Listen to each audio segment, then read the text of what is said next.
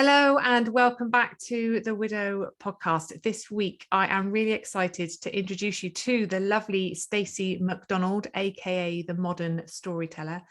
Stacey's going to share her story with us and, help give us some hope and strength and wisdom from her own story. So, Stacey, hello. Thank you so much for coming along and speaking to me today. Thank you so much for inviting me to share my story. Oh, it's lovely. Where are you today, Stacey? I am in Stornoway on the Isle of Lewis. I'm actually in a co-working space today because we have no internet at home. Oh, bless you. The joys of living offshore. Yeah, off grid. Normally I am on a croft with 16 sheep for company.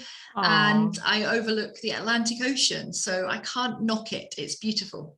Wow, that sounds idyllic. What a great place to live. I've just, since I've lost my husband, I've just found so much joy and comfort from being in nature. And that sounds like you've properly thrown yourself into nature and all its beauty. So well done you. my favorite pastime is walking on the beach with the dogs. Oh, yeah, beautiful. You can't beat it, can you? It's the simple things that bring us the greatest pleasures, I think.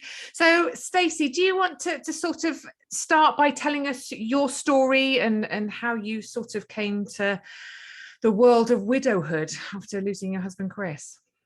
Yeah, it's funny that word widowhood is something I've pushed against right from when I lost Chris, and I think I made a very conscious decision to do that.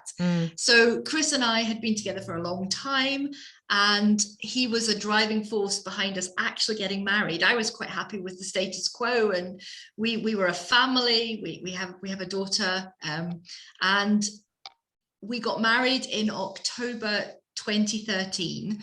And as I say, we'd been together about 7 years before that, and great big wedding, all the celebrations, which was fabulous. And life went back to normal very quickly.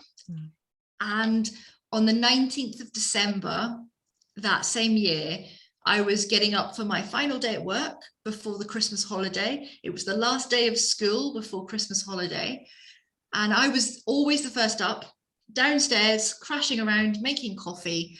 And I spied Chris sleeping on the sofa out the corner of my eye. It wasn't unusual because he was a bit of a restless light sleeper. So if he woke in the night, he often came down and watched mindless sport on the TV and often dozed off on the sofa. But as I was crashing around in the kitchen, there was no movement from the living room. As I walked back through, I knew without a shadow of a doubt there was something wrong. You get that feeling that something's not right. And as I stepped closer to him on the sofa, I could see very clearly that he had bruising across his left shoulder and arm, and his lips and chin were tinged blue. And I went into autopilot. I have been a trained first aider for all my life. I started when I was very young at school, and I went into autopilot, and I knew that I had to give him CPR. He wasn't breathing, his chest wasn't moving. So I pulled my 16-stone husband off the sofa onto the floor and started to give him CPR at the same time as frantically trying to dial 999 so that I could call an ambulance. The lady at the end of the phone was very professional, very kind, and she wanted to talk me through how to do CPR, and I was probably very rude and very short with her and said, I'm doing it, I know what I'm doing. And within a couple of minutes, the first responder paramedic arrived at the house. It felt like 6 million years, but it was only 2 or 3 minutes. We lived in the city. We were very close to the ambulance station. So my logic tells me it wasn't long. And the first responder paramedic came through the door 10 to 6 in the morning. This was early in the morning in December the 19th. So it was pitch black outside. And he very quickly assessed the situation. and he put one hand on my shoulder and told me to stop. He sort of persuaded me to stop, moved me back, and he did what he needed to do to check. And Chris had died. There was nothing I could have done, nothing the paramedics could do. And the next couple of hours that morning were very much a blur of paramedics, because it was a sudden death at home, that there's a police presence as well. And it was the last day of school before the Christmas break. And I had a 12-year-old sleeping upstairs, and this was all happening downstairs in the living room. And I think I went on to autopilot myself and shut out the reality of losing Chris. I had to wake my daughter and tell her what happened. And my daughter's very much like me. And she was like, okay. She cried, she had breakfast, she got dressed and wanted to go to school. So off she went to school at 8:30. And I had said to the paramedics and the police officers that were in my living room that nothing happens until my daughter leaves for school. Mm-hmm. Our house had the stairs in the living room, so she had to walk through the living room to get to the front door. And I was adamant that nothing was going to change until she had left the house. And then the sort of standard procedures kicked in, and Chris was taken away and taken to the Queen Elizabeth Hospital in Glasgow. Had not yet opened in 2013, but the mortuary department had, and that's where he was taken. And then started this sort of totally surreal day, because I'd lost Chris, and because it was a sudden death, they had to do a post-mortem to find out what had happened. And that took place very late that night. And I was asked to, bizarrely, to go and identify my husband's body in the morgue, which there was a big disconnect, because he died in our own home. But when I look back now, it seems very, very surreal. But you do just go into autopilot, because there wasn't anybody else who was going to do that for me. And there was no tears, there was no wailing, there was no sort of upset. I was a mum to a 12-year-old who had just lost her dad. That was what was keeping me going. And I called on family, I called on friends. I put a post on Facebook, because Chris was a big Facebook user, and so it was the easiest way to tell people what had happened. And I decided I just did not want to be a widow. And I remember telling my mum flew from the south coast of England to Glasgow that morning, and she arrived at my house mid-afternoon. And I remember saying to her that this can't be real. This is not happening on the 19th of December. And it was bizarre, very bizarre. Do you know what you saying there was no wailing, there was no breakdown. I was interviewed by somebody earlier this week who kind of said, when you found out that your husband had died, that, did you wail? Did you scream? Did you break down? Was there this outpour of emotion? And like you say, no, you kind of think that you would.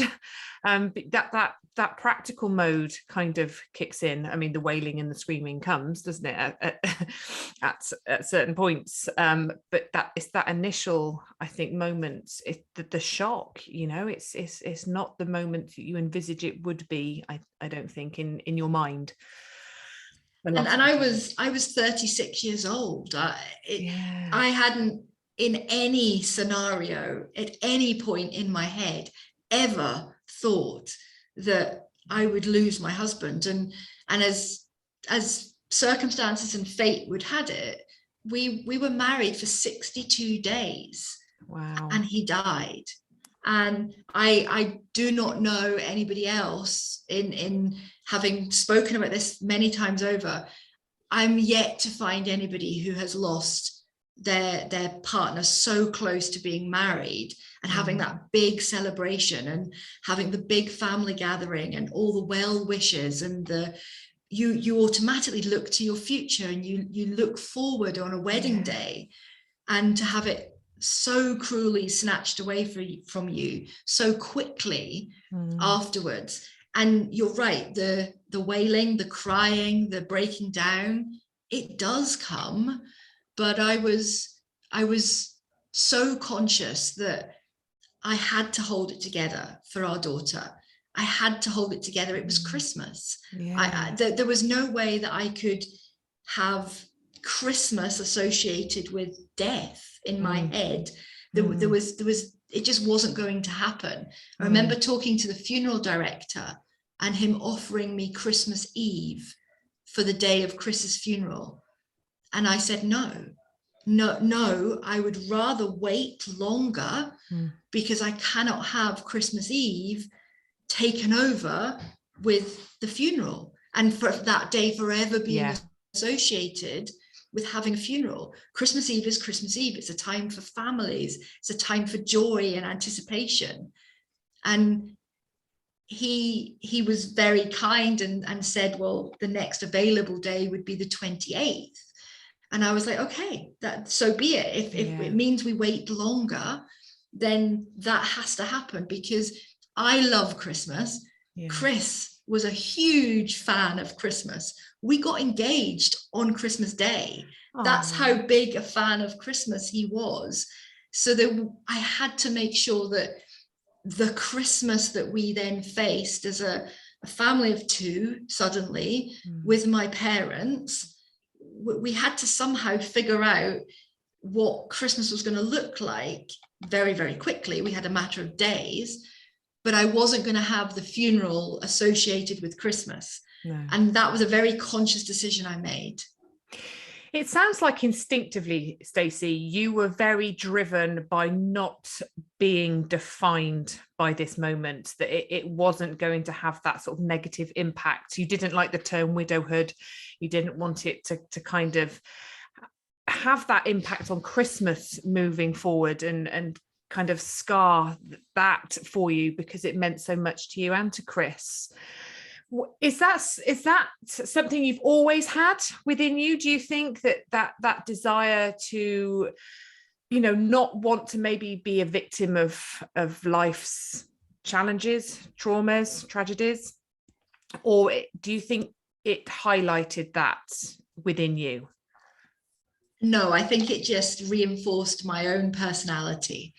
I'm very much in the moment type of person. I'm very impulsive. I make decisions very quickly. And I'm also quite a strong person. There are many other things in my life I could talk to you about, which would show how that sort of manifests itself. But I wasn't going to let one single event define the rest of my life. And I knew very quickly that I was a young woman with a young child, and the term widow was a box I was never going to go into. And I wasn't going to conform to being the widow.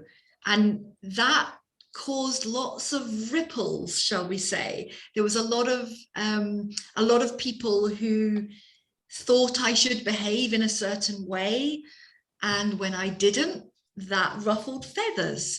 But I've never been one. That's never bothered me. I'm always my own person, always have been, and always will be. My new husband now knows that I am absolutely fiercely my own person. But actually, being able to sort of live that out and show other people that you don't have to wear black. You don't have to cry every time his name is mentioned. You don't have to break down when your wedding song comes on the radio, all of those kind of things. And I decided very quickly I was going to talk about him all the time, where his name was always going to be spoken. That very first Christmas without him, we spent the entire Christmas day talking about what Chris would do and what Chris would say, and this gift is from Chris. And because we were organized for Christmas, we'd bought gifts, we'd sent out our Christmas cards, we'd invited friends and family to a big party between Christmas and New Year. And as fate has it, that was the day of Chris's funeral. So he got his big family gathering, but he just didn't get it in the way any of us anticipated. But I've spoken about Chris and his personality, his traits, the type of man he was, the lessons he taught me, the lessons I taught him, all of that kind of stuff that you do as a couple.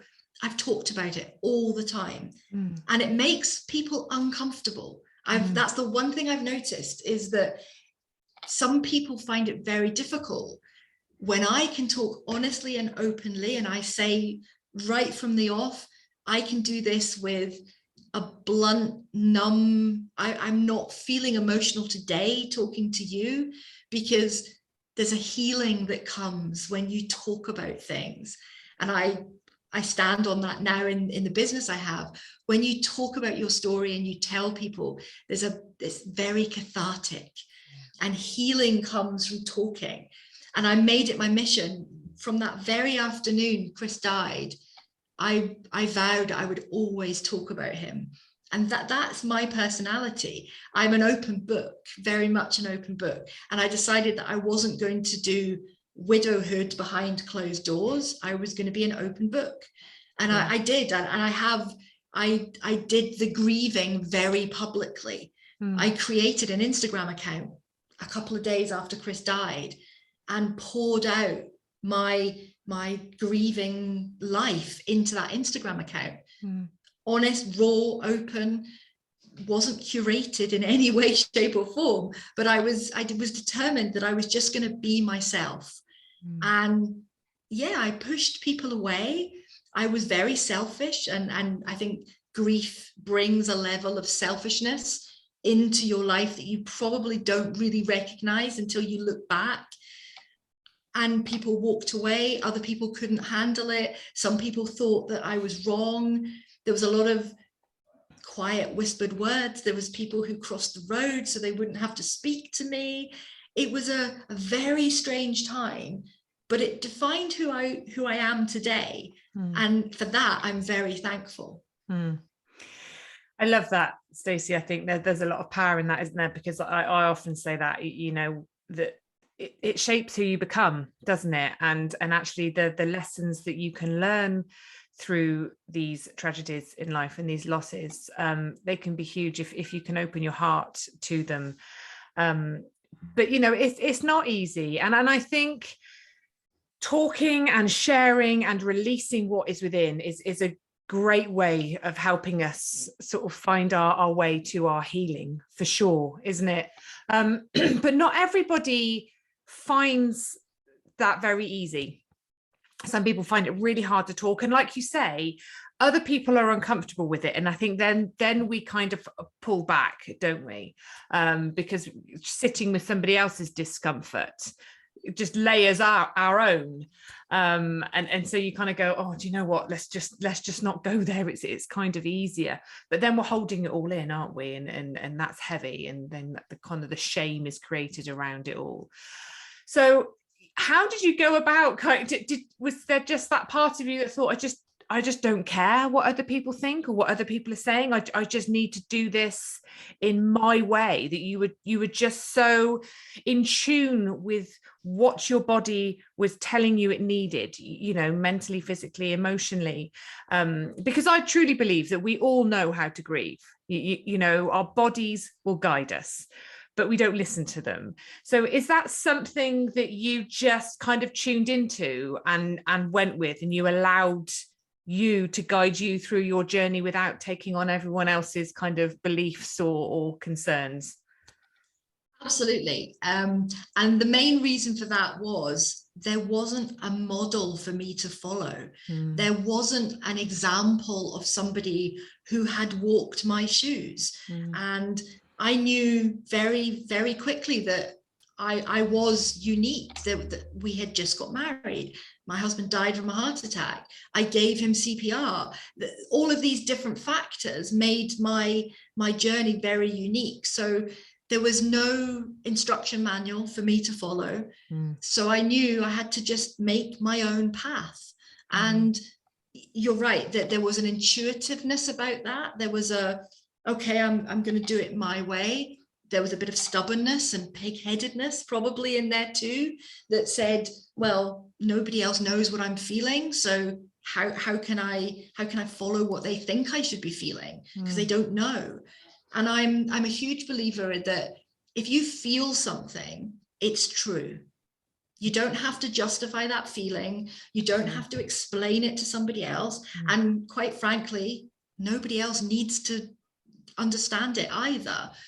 If you feel it, it is true and it is real and it's happening. So I just decided that I had to do it my own way. And yes, I scoured the internet for information about grieving. I did some reading. I joined different Facebook groups. I bought a self-help book. I wanted to learn what perhaps the patterns should be, or perhaps what there was a society's normal, those types of things. But I also knew that I was still going to do it my way, regardless. And I've always been that type of character that, yeah, I'll take advice, of course I will, but I'll still do it my way. Or I'll listen to what somebody else says, but I'll make my own mind up. And that was the driving force. So it was totally unknown. And I can look back now and say, I'm glad I did it that way, because I didn't, there was no expectations put on my own shoulders. Other people might have had expectations, but I didn't place any expectations on my own shoulders. And I did things that felt good to me at the time, in the moment. If you asked me if I was to do it all over again, would I do something differently? Probably not, because I think there is that no rule book, no instruction manual. It's the same with kids. We don't get an instruction manual with our kids, but there genuinely isn't. And anybody who tried to offer me opinion or tried to give me guidance, there was an automatic pushback against, because they did not know the path I was walking. And we say, walk a mile in my shoes and then you'll understand how I feel. But I was very, very sure that nobody else had walked my shoes. So there was nobody else who could know how I felt. Absolutely. And I love what you say there, because this is something I'm always talking to my clients about. It's that expectation that we place on ourselves, and also the expectation from others that we take on for ourselves, and it is sometimes stopping that and going, do you know, I'm not going to do that to myself. This is where I find myself. This is what I need to kind of lean into what feels good for me in these moments, what I need to nurture me through this, and go with that without that judgment and that criticism that we seem to kind of place within ourselves, that we're not doing it right.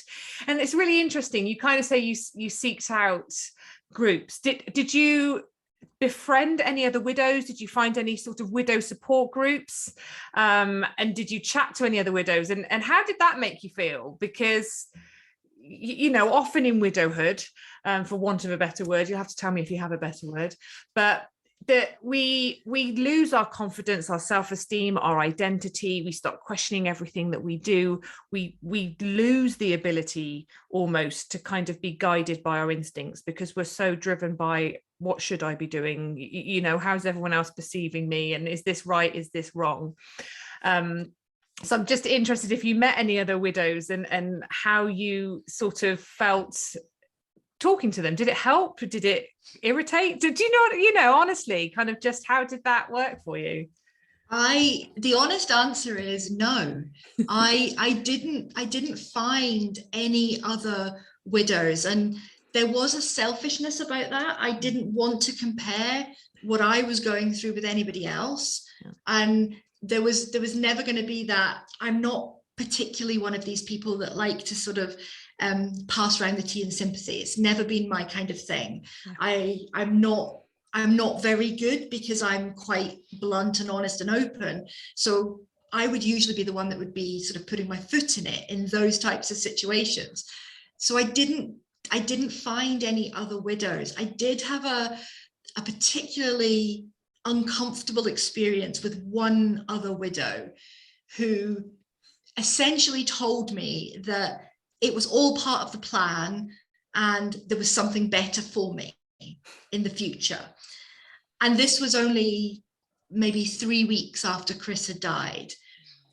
And it got me very angry because I was like, okay, maybe so. But you've got no right to tell me that today when I'm 3 weeks into a journey that you are 20 years into. You should have just kept your mouth shut. And the overarching sort of emotion was one of anger. Yeah. Because I was like, but you don't know me, you don't know Chris, you don't know anything. And looking back today, the lady was absolutely right. There has been something else for me in my life, but I didn't need that at that time. And I'm a big believer in, I still don't necessarily draw alongside many other widows because I think it is such a unique experience. Yeah. But I will say to people that, do you know what, this is absolutely rubbish. I can't change it for you. I can't make it better for you. All I can do is tell you how rubbish it is. I acknowledge how rubbish it is. And if you need to scream or shout or cry or laugh or jump or whatever you need to do, please do it, because there is no judgment. And I've been very vocal in saying to people, you cannot put widows into a box because every single one of us is different. Every single widow has a different story to tell and is living a different life, regardless of whether the circumstances are similar, regardless of whether backgrounds or families or whatever are similar. There are no two widows that are the same. So I've been quite insular in that respect, but it's driven me to talk about it more. It's driven me to be very vocal about being a widow. And I don't use the term, I don't even acknowledge that, but I talk about Chris all the time. I talk about losing Chris and what his death has meant for my life, how things changed, what that first year was like. And then it became a catalyst for change in my life. It became the starting point of new things.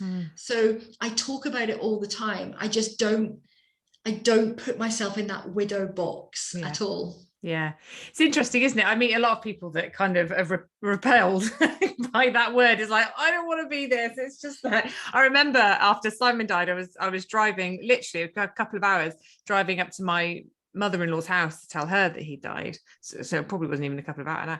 And I just remember just being sat in the front of the car and all of a sudden just going, oh my God, I'm a widow. You know, that moment of like, oh God. I've never personally had a problem with the term widow. It doesn't do anything. I don't love it. I don't hate. Do you know what I mean? It's a term that, but I get it, you know, and I know a lot of people really kind of struggle with that. And I think going back to that other widow that you've met that kind of said to you, you know, other things will happen. It's going to open up other opportunities for you. It's going to lead you to great, you know, whatever these things people say. I think that's something for us to learn on our own journeys, in our own time and in our own way. I don't think that's something we should necessarily ever say to anyone else. I think that is only our gift to say about our own journeys at a time that is right for us. And I would never, ever say to anyone else that going through anything in life that, you know, don't worry because better things are coming, or this is going to open up other doors and other, you know, it's like, that's not my place to tell them that, you know, and in fact, you don't know, because you know, not everyone is able to open their hearts and their minds to new possibilities, new love, new opportunity in life, because that they are in their pain, and they find it too difficult to step out of. And that's not a judgment or a criticism, it's just the way it is for some people. So it's not, you know, as much as it's true for some, it's not going to be true for everyone, is it? You know, genuinely, sometimes these things are the end of people's lives. Yeah. And they're unable to go on and create something meaningful afterwards. So it's kind of a big thing to say to someone, isn't it? And you say it to someone at the wrong time, you're likely to get a slap in the face, quite frankly. She was very lucky that she did. Yes. Bless you. So obviously you followed your instincts in that year and went with what felt right for you.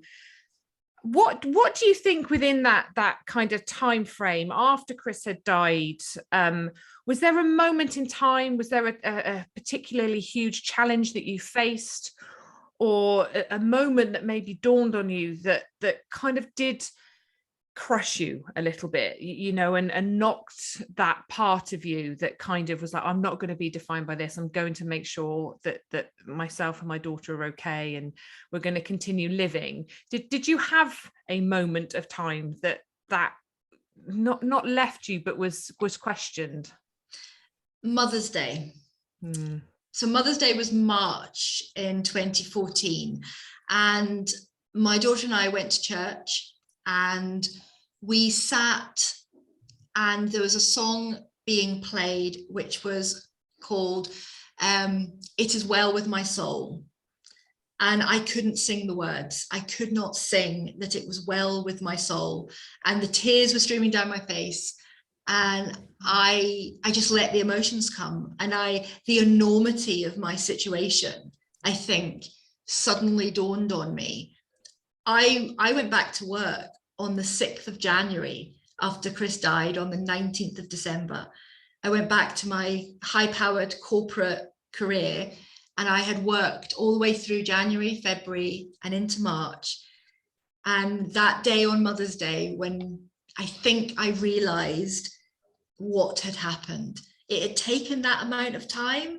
And I stood there and I cried, and my 12-year-old daughter's holding my hand, and I couldn't speak. And I stood there for 10-15 minutes, and the congregation are singing around me various different songs. And I knew then that I actually had to stop and take some time to do that sort of grieving thing, which I didn't even know what it was. I didn't even know what I needed. I didn't even know what kind of time I would need. But that was a Sunday, Mother's Day. And on the Monday morning, I phoned my boss and I said, I'm taking some time off. And I had a very thankful GP who just signed me off for a month. Eventually, I took 3 months off, but I just knew that the status quo couldn't keep going, and I had to lean into the way I was feeling rather than just being on autopilot. So it was that Mother's Day, it was that church service, it was that song, it was those words, that it is well with my soul. And I couldn't honestly say that at that point. And that's what caused me to take the time out. It's mad, isn't it? I think there's, especially, you know, you're obviously a very sort of empowered, strong person with your own beliefs, and you know, you didn't want to be defined by Chris's death. So there's almost this element of, I'm going to carry on, I'm going to do my job, I'm going to bring up my daughter, and it's going to be okay. And there's that element of belief that life can carry on. Yes, that your person's died and you've got to grieve them, but you can still do the things that you always did before. And I think for all of us, there's a moment that you go, do you know what, actually this has changed everything. You know, it's not just the fact that I've got to miss my husband and grieve him. The impact it has on us and all the secondary losses that come as a result of that are huge. And I think it sounds like in that moment you kind of realized, actually this probably isn't sustainable for me.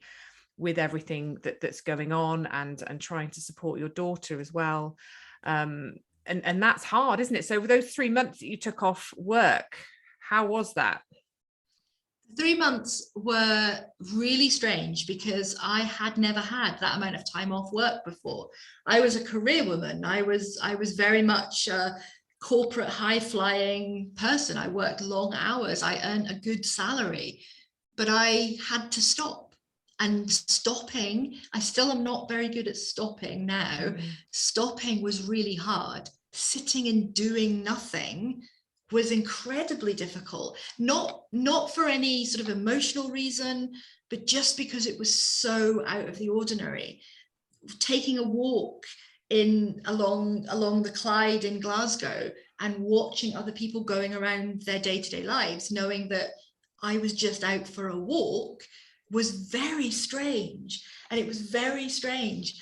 And it took me those 3 months to sort of figure out, actually, this is okay, this is normal, this is allowed, I can do these things.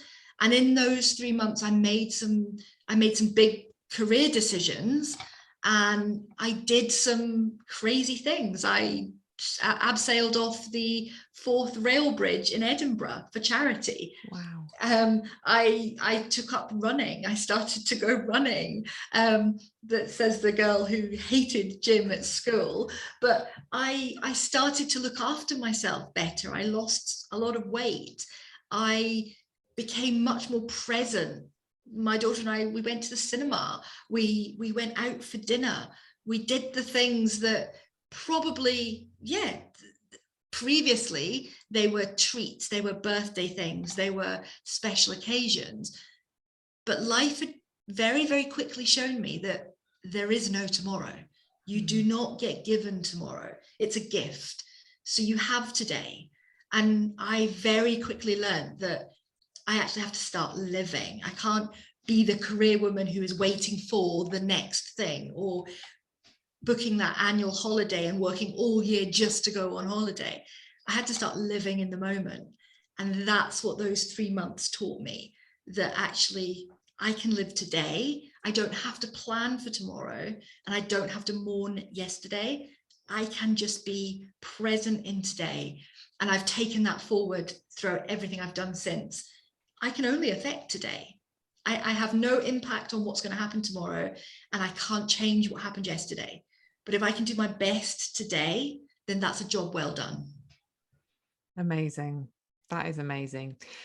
Do you think your daughter gained from you taking that time as well? Do you think she needed that? I think so. We are very, very similar. We're two peas in a pod. So if I was feeling it, she was feeling it. And she was learning from my actions. So I had carried on. I'd gone back to work. Everything was normal on the outside. So had she. She was beginning to start those years at sort of senior school that actually affect your future, the years where you actually have to do exams and things like that. So she was on autopilot as well. She was just doing the do. So by taking time off and allowing her to say, I don't want to go to school today, Mum, I feel rubbish, and saying, okay, let's go down the beach then instead. And giving her that permission. She is one of the strongest people I know today. She's I always call her my rock, because she absolutely was my rock. Don't get me wrong, she's 20 years old now, and we clash like any mum and daughter would, but she's the closest I've got to a best friend. And because we had that shared experience, and we had those times where we would listen to a song on the radio and look at each other and burst into giggles because it was a song Chris would dance to, or it was same thing. We would be driving in the car and a song would come on the radio and I would be crying, and I'd look over and she would be crying. So there was that sort of shared experience, and by me stopping and leaning into how I was feeling gave her the permission to do exactly the same. I think that's such a wonderful example of children don't do as we do. They don't do as we say, they do as we do. And I'm, I think we're all guilty of kind of trying to tell our children what's right and what's wrong in life, but then doing the exact opposite ourselves. And sometimes it is, leading the way, walking your talk, and that's what helps them, isn't it? That's what helps them go, oh, okay, I can do that, because that's what my mum or dad is doing. Did your daughter have any bereavement support from any charities or a counsellor or anything, or did you both kind of find your way through this together? No, she didn't. Just as I never did either, any sort of form of official support. So it was the two of us together, and that honest, open conversation, being able to talk about it, anything, whether it be the feeling happy, the feeling sad, the memories, the funny times, and she was of an age where Facebook was just beginning to be the sort of thing for her age group. So posting videos of her dad running around the garden singing songs, and one comes to mind particularly where the pair of them were dancing in the rain in their slippers one day. And those types of things we talked about all the time. We laughed, we remembered. And with me being very honest and open and always talking about Chris, she's always had that space to do exactly the same. And even now, on the anniversary of Chris's death, I will post something to remember him, and so will she. She will do her own sort of way of remembering in her own way, because she's had permission to do so. There's none of this, has to stay behind closed doors, you can't tell people how you're feeling, none of that. So I think that's been the way we've dealt with it. And is it right? Is it wrong? Is it what other people would do? I can't answer any of those questions. All I can do is tell you that she's one of the strongest people I know. She's incredibly well-rounded and normal, and all of what you would wish for a 20-year-old to be. And she's forging her own way in the world today. And yet she'll FaceTime me and tell me what she's cooking for dinner while she's away at uni. And so we still have that relationship today, which I am so thankful for. Oh, that's so lovely. It sounds like you and Chris have kind of done her well in life, and taught her good values, good morals. She's got a good outlook. Does she remind you of Chris? Does she do things and say things that you kind of think, wow, that's your dad? Sometimes, yes. And some of the things she comes out with, she does. But then I think we're both now at the stage where we kind of just give each other a knowing look, and that's it. And it's nice. My life has moved on. I've remarried, so there's not that necessity to always talk about Chris, and there's not that necessity to always be really vocal with what we're thinking, but just that side eye glance, or that sort of, sometimes she'll just grab my hand, or there's just the subtlety about it now. As she's got older and I've got older, that there's a subtlety in our shared experience, which again is super valuable, and I'm very fortunate to have it. It brings me joy to know that she's okay, and she's happy. What parent doesn't want happiness for their child? But I know that she is, because she can tell me. And that I'm very thankful for. Absolutely, because there's no guarantees, is there, in life? And I think we're all guilty of it, and I certainly speak to a lot of my clients that kind of believe that their child's happiness, if they're able to provide that for their child, it's like our job to make them happy, and it's that kind of reminding ourselves that we can't. It's not within our gift to make someone else happy in their life. For a moment, yes, you can bring moments of joy, but ultimately it's got to come from within, hasn't it? And if we can teach our children to do that and to create it for themselves within themselves, then I think then that is brilliant, especially after childhood trauma. Because you don't know what impact that's going to have, especially as it does come back and revisit over the years, doesn't it? It's not a sort of said and done thing. There's these moments. She's at university and she's going to graduate, and these things get brought up, don't they, as you move on. But you've kind of said you're now remarried. How sort of quickly after Chris died, or how long after Chris died, did you start to think about dating, and how did you approach that with your daughter? How did all that kind of work out for you? I went through the year of firsts, and on the anniversary of Chris's death, that first anniversary, I stood at his graveside and I had a conversation with him and basically told him that I was bone lonely. I was so lonely in life. And I had that conversation in the rain, stood at a cemetery, and the following day I drove from Glasgow to my parents' house on the south coast of England. Wow. And a 9-hour drive going down there for Christmas. And I decided in the car that enough was enough was enough.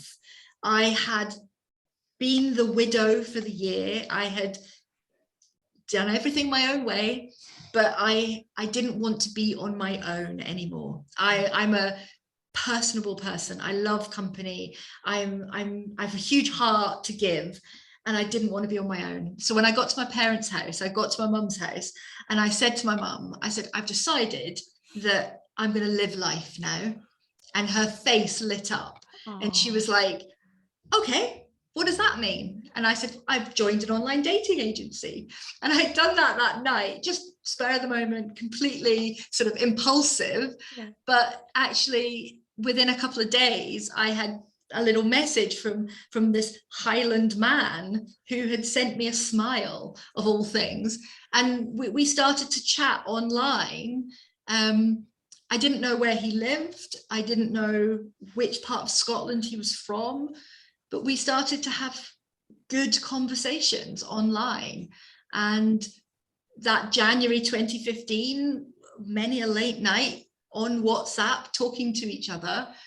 And he invited me to meet him. He said, let's meet up, let's actually see if the friendship that we had developed, was there going to be anything more than friendship? And we were both very honest with each other that we had made a friendship for life, regardless of whether there was any spark or chemistry or whatever you want to call it. I had a friend that I had told some of those innermost thoughts that you think about, that you don't tell anybody else, only your partner. So I knew, regardless of what was going to happen, I'd made a good friend. And we did the classic cliche thing. We met under the clock in Glasgow Central Station, which is a very famous meeting point in Glasgow. And I happened to work for the railway at the time, so I had contacts. I was able to go and sit in the control room of the station, which is up high, and it's got glass windows, and you can watch the concourse. And I did. I watched him arrive, and we'd only chatted online, so I had to make sure that he looked like his pictures. But I watched him for a couple of minutes, and I could see him getting really nervous that it was the time we'd agreed, and there was nobody coming to meet him. And I went down and met him, and we enjoyed a lovely meal that evening, and the conversation just moved from the online WhatsApp to the real life, and we clicked, absolutely clicked. But it was a friendship first. It was this honest, open friendship that then grew into a love story, if you want to put it that way. Yeah. But even at that point, I still did not know where he lived. He still had not told me where he lived. And he invited me to visit him here on the island, and I did.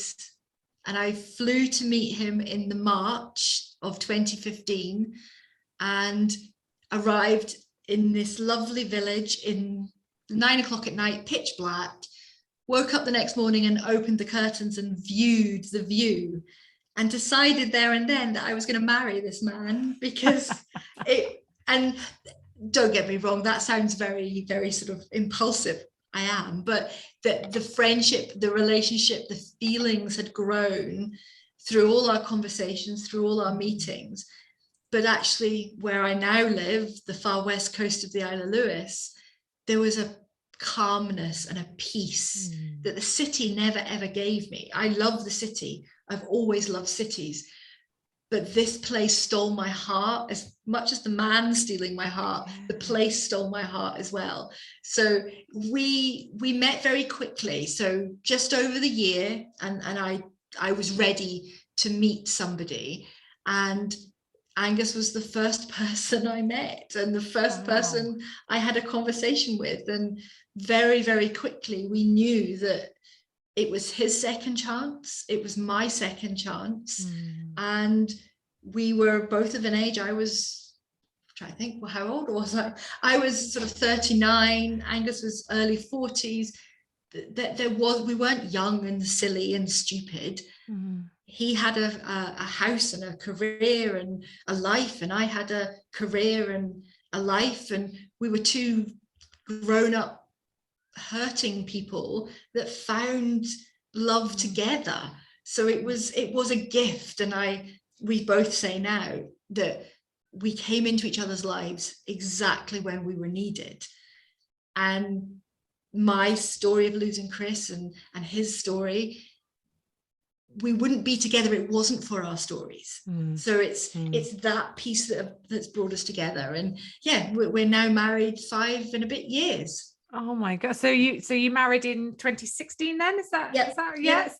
So did you move then in 2015 to the island to be with him? No, we kept our relationship very much old-fashioned, and he proposed in the February 2016, and we got married in the September, and we then started a sort of a commuter style lifestyle. So he had a job and a house here on the island. I had a job and a house on the mainland.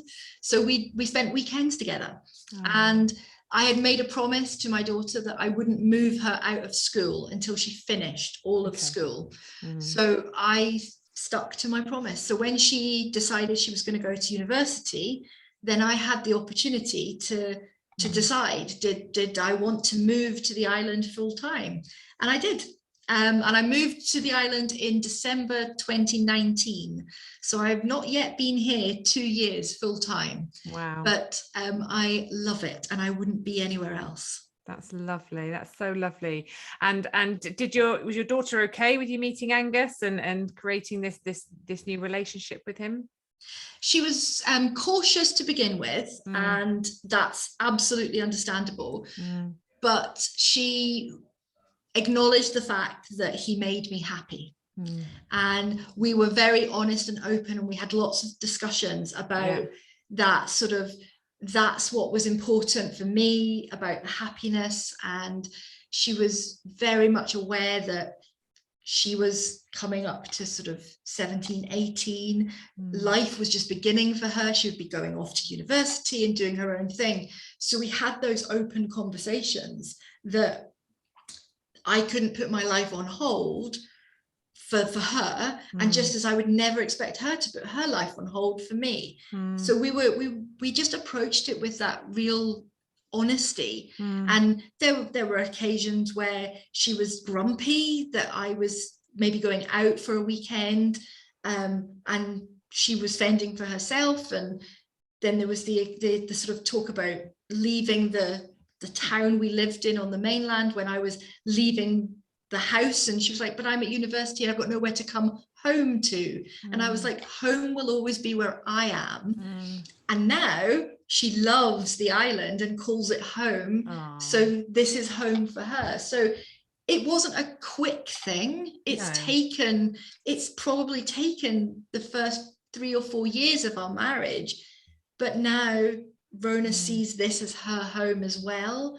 So we have come full circle, but I really do put that down to the fact that we spoke about it all the time, and we didn't hide the facts from each other. We didn't hide the emotions. And that's something that I've instilled in her, and I know that she instills in all her relationships and friendships that she has, because it's so important. I think so. I think communication and honesty, it is, to me, I don't know, it's the only way, just to have those conversations, to speak about what's going on for you. How, I think you can say anything to anyone if it's said in the right way. You don't have to be grumpy and bolshy and upset anyone with what you want to say, but if something's hurting you or you're uncomfortable with it, talk about it, have the conversations. Was there sort of, when you met Angus, was there guilt to Chris that you felt, or kind of that day at the cemetery when you'd had the conversation, did that almost, was that you giving yourself that permission? There wasn't any guilt, and probably the biggest discerning factor in that is that they are totally different men. They are like chalk and cheese. They would never be friends in real life. They would never probably even have met. They would never mix. They are so different, and the love I have is so different. It's a total different thing, and that becomes very hard to explain. But I love Chris, and that's a present tense, love. I love Angus, but it's totally different. And there was never any guilt, and there's always been a sort of voice in my head that's always said, go for it, Toots. Chris always used to call me Toots, and there's always that sort of go for it, Toots. It's as if he would be cheering me on and sort of celebrating with me, because he was that type of man who would always want the best for people. He would always want the best outcome. He'd want you to be happy. He'd want you smiling. He'd want you laughing. So the knowing the type of man he was, he would be the one cheering me on the loudest. So I liken it to chapters in a book. The chapters that I had with Chris were joyous, they were entertaining, they were lovely. Losing him is a very short chapter in that book, but the book has to continue. My book did not finish when Chris died. So now I'm writing new chapters in my book with a new man. It does not mean that those previous chapters have been ripped out and ripped up. They are still there. I still refer to them. I still remember them. I go back and read them often. But I'm thoroughly enjoying writing new chapters. That's so beautiful, Stacey, isn't it? Because we can get caught up, can't we, in kind of what happened in our past, and feel that guilt and that shame for wanting to write those new chapters and create something meaningful and fun after loss, and we can hold ourselves back with that guilt and shame. But like you say, it's kind of acknowledging what was, and knowing that has shaped who you have become, and it's a wonderful part of your journey. But also there's more to come, and there's more joy and more meaning in the new chapters of your life, for sure. And I think that's just such a wonderful reminder for everyone.